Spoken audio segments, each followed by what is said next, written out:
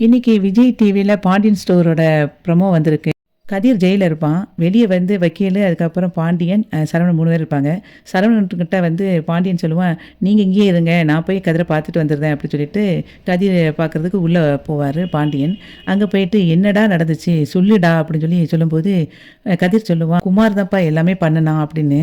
உடனே அதுக்கு வந்து பாண்டியன் சொல்லுவான், "அப்ப ஏன்டா நீ ஜெயில்ல இருக்க?" அப்படின்னு சொல்லும்போது, "இல்ல இந்த விஷயம் வேற யாருக்கும் தெரியக்கூடாது" அப்படின்னு சொல்லும்போது, "ஏன்டா தப்பு பண்ணவன் வெளியே இருந்து ஜாலியா சுத்திக்கிட்டு இருப்பான். நீ தப்பு பண்ணாத நீ ஜெயில்ல தண்டனை அனுபவிச்சுட்டு இருக்கணுமா?"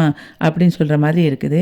ஹாஸ்பிட்டல்ல முத்துவேல் படுத்திருப்பாரு. அந்த சமயத்தில குமார் வெளிய இருந்துட்டு நினைப்பான், பெரியப்பா மட்டும் கண்ணு முழிச்சு பார்த்துட்டாங்கன்னா, அவ்வளதான் நம்ம கதை அப்படின்னு சொல்லிட்டு யோசிச்சுட்டு இருப்பான். முத்துவேல் அப்படியே முழிச்சு பார்த்துட்டு இருப்பாரு.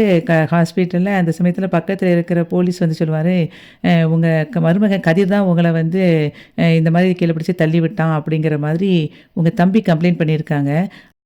அது உண்மைதானா அப்படின்னு சொல்லி சொல்லுங்க. அப்படிங்கும்போது முத்துவேல் அப்படியே பார்த்துட்டு இருக்கிற மாதிரி இன்னைக்கு அந்த ப்ரோமோ இருந்தது.